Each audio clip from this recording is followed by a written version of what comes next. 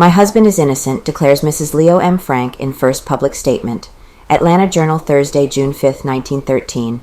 Wife of accused pencil factory superintendent Arraigns Solicitor General Dorsey for what she terms the torturing of witnesses into making desired affidavits, says treatment of her Negro cook by solicitor and detectives taxed patients, declares Mr. Frank's demeanor has always been that of an innocent man, says many slanders have been circulated concerning the alleged unhappy married life of herself and her husband.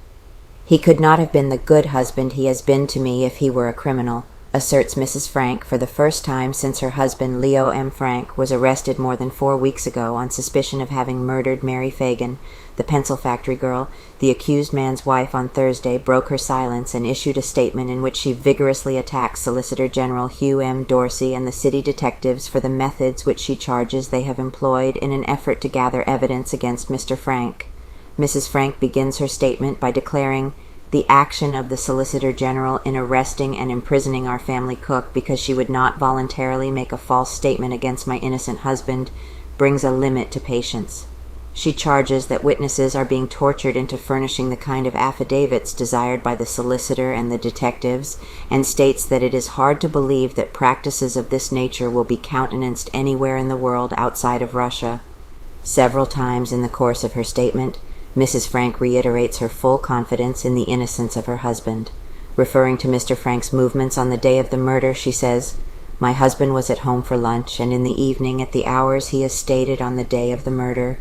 He spent the whole of Saturday evening and night in my company. Neither on Saturday nor Saturday night nor on Sunday, nor at any other time did my husband by word or act, or in any other way, demean himself otherwise than as an innocent man." Mrs. Frank asserts that slanders have been circulated to the effect that the home life or herself and her husband was not a happy one. "I know my husband is innocent. No man could make the good husband that he has been to me and be a criminal," she declares. As stated above, this is Mrs. Frank's first public statement since the arrest of her husband, and it will probably be her last. Under the Georgia laws, a woman is not permitted to testify for or against her husband. It was for this reason that Mrs. Frank was not summoned as a witness before the coroner's jury. Statement in full. Mrs. Frank's statement, which comes to the Journal in the nature of a communication, follows in full. Atlanta, Georgia, June 3, 1913. Editor, Atlanta Journal, Atlanta, Georgia. Dear Sir, the action of the Solicitor General in arresting and imprisoning our family cook because she would not voluntarily make a false statement against my innocent husband brings a limit to patience. This wrong is not chargeable to a detective acting under the necessity of shielding his own reputation against attacks in newspapers, but of an intelligent, trained lawyer whose sworn duty is as much to protect the innocent as to punish the guilty. My information is that this solicitor has admitted that no crime is charged against this cook and that he had no legal right to have her arrested and imprisoned. The following statement from the Atlanta Journal undertakes to give the history of the arrest up to the time the woman was carried to the police station in the patrol wagon, weeping and shouting in a hysterical condition. The negress was arrested at the Selig residence shortly after noon Monday upon the order of Solicitor General Hugh M. Dorsey. She was carried to the solicitor's office, and that official with Detectives Campbell and Starnes examined her for more than an hour. The woman grew hysterical during the vigorous examination, and finally was led from the solicitor's office to the police patrol, weeping and shouting, "I am going to hang and don't know a thing about it." They tortured her.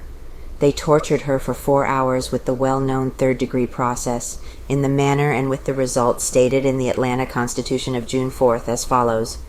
Her husband, who was also carried to the police station at noon, was freed a short while before his wife left the prison. He was present during the third degree of 4 hours, under which she was placed in the afternoon. He is said to have declared, even in the presence of his wife, that she had told conflicting stories of Frank's conduct on the tragedy date. After she had been quizzed to a point of exhaustion, Secretary G.C. February, attached to Chief Lanford's office, was summoned to note her statement in full.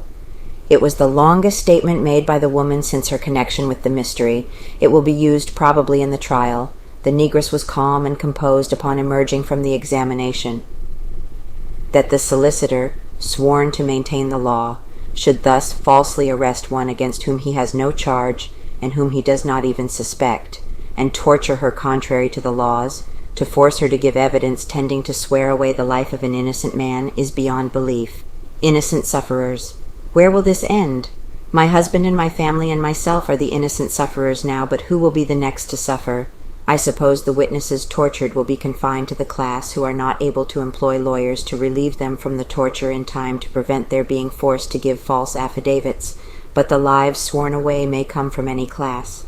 It will be noted that the plan is to apply the torture until the desired affidavit is wrung from the sufferer. Then it ends, but not before. It is to be hoped that no person can be convicted of murder in any civilized country on evidence wrung from witnesses by torture. Why then does the solicitor continue to apply the third degree to produce testimony? How does he hope to get the jury to believe it? He can have only one hope, and that is to keep the jury from knowing the methods to which he has resorted. Of course, if he can torture witnesses into giving the kind of evidence he wants against my innocent husband in this case, he can torture them into giving evidence against any other man in the community in either this or any other case. I can see only one hope, and that is to let the public know exactly what this officer of the law is doing, and trust, as I do trust, to the sense of fairness and justice of the people. It is not surprising that my cook should sign an affidavit to relieve herself from torture that had been applied to her for 4 hours, according to the Atlanta Constitution, to a point of exhaustion. It would be surprising if she would not, under such circumstances, give an affidavit. This torturing process can be used to produce testimony to be published in the newspapers to prejudice the case of anyone the solicitor sees fit to accuse. It is also valuable to prevent anyone stating facts favorable to the accused, because as soon as the solicitor finds it out, he can arrest the witness and apply the torture. It is hard to believe that practices of this nature will be countenanced anywhere in the world outside of Russia. Corroborates husband. My husband was at home for lunch and in the evening at the hours he has stated on the day of the murder. He spent the whole of Saturday evening and night in my company.